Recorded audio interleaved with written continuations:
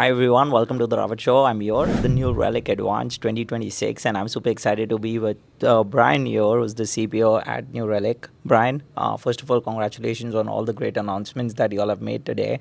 I'm kind of curious to know a little bit about the SRE agent, the AI causal capabilities that you all have added, and much more. There are tons of great announcements, and I could see the customers sitting in there as well who were super happy. And then there was a panel discussion. So yeah, we would love to obviously get started to know a little bit about the announcements, and then also then we can get into various different things around the customer needs. I know that there was a lot of conversation around the developer community as well. So yeah, over to you. Yeah, I mean, like one of the things that I brought up first, thanks for having me. Yeah, for sure. So one of the things that I brought up was this notion that in the next 5 years, there's going to be more applications built than in the last 50 years. Yeah. And that introduces a lot of interesting things that we've been leaning into from a product perspective. You mentioned SRE agent, right? SRE. So if you think about the number of applications enterprises are going to need to manage in the future, it really gets to a point where it's beyond human scale. You're not going to hire enough ops platform engineers to deal with that scale problem. Yep. And so the question is, how do you do it? And we believe that you do it through intelligence and automation, and SRE agent is really like at the forefront of delivering that. And the analogy that we used in the session was going from a war room where when you're dealing with incidents today, it's a lot of manual work and toil of teams running around. Right. In the future with the SRE agent, it's the digital war room. You have a handful of agents that are working on your behalf 24 hours a day, 7 days a week, looking for anomalous behavior in your environment, and then like helping to drive action and fix and fix issues. And so those types of things are required, right? Like it's not you're building this many applications. There's not a world where you're just going to be able to hire the humans for it. So we're really excited about the SRE announcement, and a lot of our customers are as well, but it's going to move them to that world of the digital war room.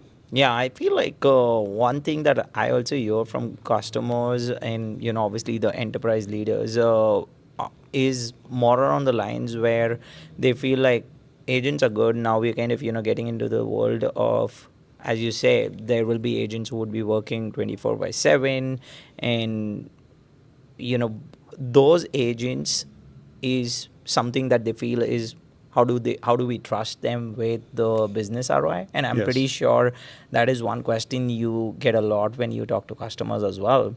So how are you working on that front? If you would like to share a little bit when we kind of think about the SRE agent as well.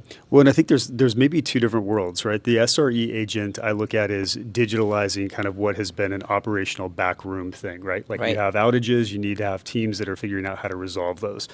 What you brought up is a little bit different, but also interesting, is every one of our customers are embedding AI in their own applications. Yep. And so now it shifts this notion of health, where I think health in the past was, is the application up and running, to how is the application behaving? And if you think about agentic outcomes, they're non-deterministic, right? So now you have non-deterministic agents running inside of customer-facing applications. Yep.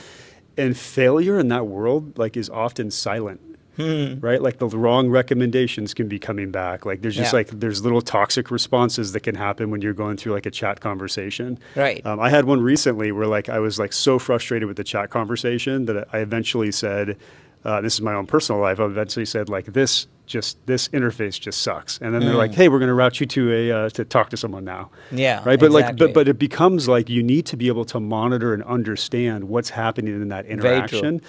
And so I think the thing that we talked a lot about is it starts leading to the thing you care about most around observability is not just those types of metrics to understand user experience, but the health of that user experience, is it good or bad? And so we talked about that today.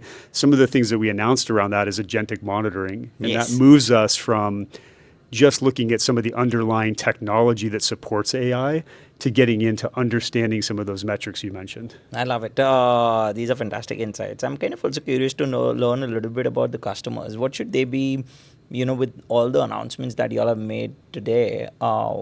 How should they get started? What's in for them? If you can share a little bit, because I know I've been here. I've obviously heard everything from the customers as well and what they're excited about because they have already started getting into it.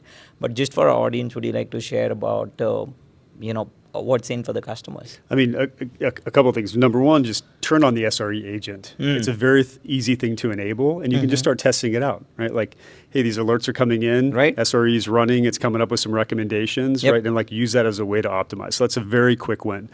The other one that I think is an interesting starting point is I talk about all these applications being generated.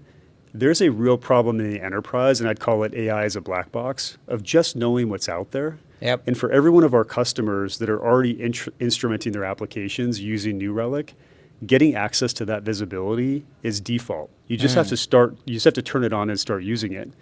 Right? That's And I hone in on that because I think like to get to the problems and solving the problems we just talked about, like how do you monitor in this world, how you like effectively scaling this out. Yep.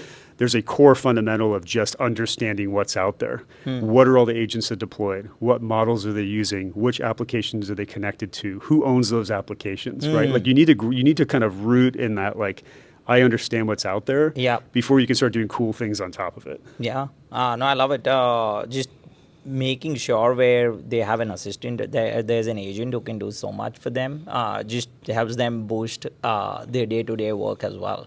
So it's pretty interesting what you've been sharing here. I'm kind of also wanting to know a little bit about, what surprised you most while building these agentic features over the past year, because I've been following obviously the journey for New Relic, like at least for last 2.5 years, 3 years. And last year, you all had such great announcements as well. And again, this year, there's no surprise, some fantastic announcements that you all have made. So tell us a little bit about what surprised you when you all were building agentic systems in the last 1 year, I guess.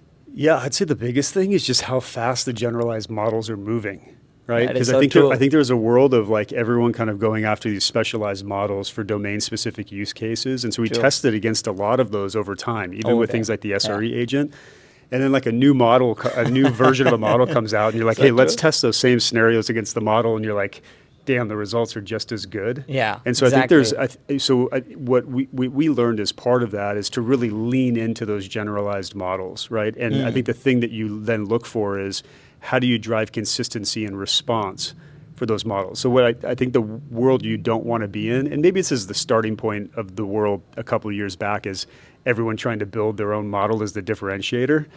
That's not going to be the differentiator. At least I don't believe that's to be the case. So it's like, let's leverage the best of the models that are out there and figure out how to optimize around them. But that was, I mean, over the last year, as we were building out the SRE agent, there's a lot of, honestly, there's like throwaway along that journey where you try to build things specialized and then realize that's not, that's not the path. Yeah. Okay, that is pretty interesting. And that's not, I think that's really not unique to New Relic. I think a lot of technology organizations, where they say it or not, threw away a lot of things that they thought were going to be like phenomenal and differentiating. And 3 months later, like these generalized models caught up. Yeah, and I think that will keep happening until we obviously reach AGI. That's a far-fetched thing, but then there will be obviously things which will evolve over this year as well. Every 3 months, 4 months, we see some or the other thing, and even faster actually. So talking about that, what do you think about 2026 as a year? In the next 3 to 6 months, how do you see the space evolving, the observability space, the agentic space, and if you have any advice for those enterprise leaders? I think it's really moving from SRE agents or agents in general coming with recommendations to actually taking action, right? And I would say any recommendation I would have is start looking at the action piece of it. It's one of those things when you think about enterprise applications in production, it's a scary thing. But I think the reality is it's coming, and we're getting to the point where agents can be smart enough with recommendations that if you can tie it to the right consistent workflows, you can drive automation of that last mile. Right now, I've been in the IT management space my entire career, and we talked about self-healing forever. Right, this notion of self-healing systems. It's hard freaking thing to do. I think we're closest to it, honestly, with this technology. And so if you want to stay on the forefront of that as a customer, you have to lean into kind of what's uncomfortable. And so play around with it, not just what is the agents coming back with in terms of intelligence, but how does that turn into things that you can actually automate? Yeah, I love it.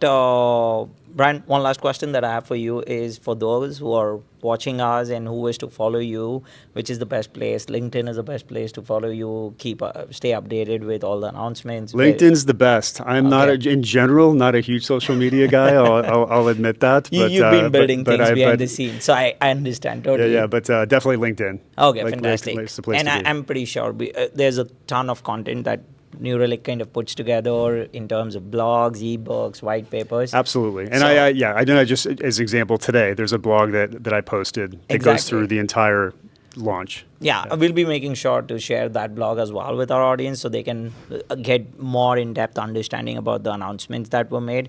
But congratulations to you and your team again for such great announcements that were made today, and can't wait to obviously already look forward to New Relic Advanced 2027. Yeah, I know. We're already planning for it. Yes. But thank you so much for the time. I appreciate it. Awesome. Thank you very much, Brian, and thank you everyone for All right. joining us today. Cheers.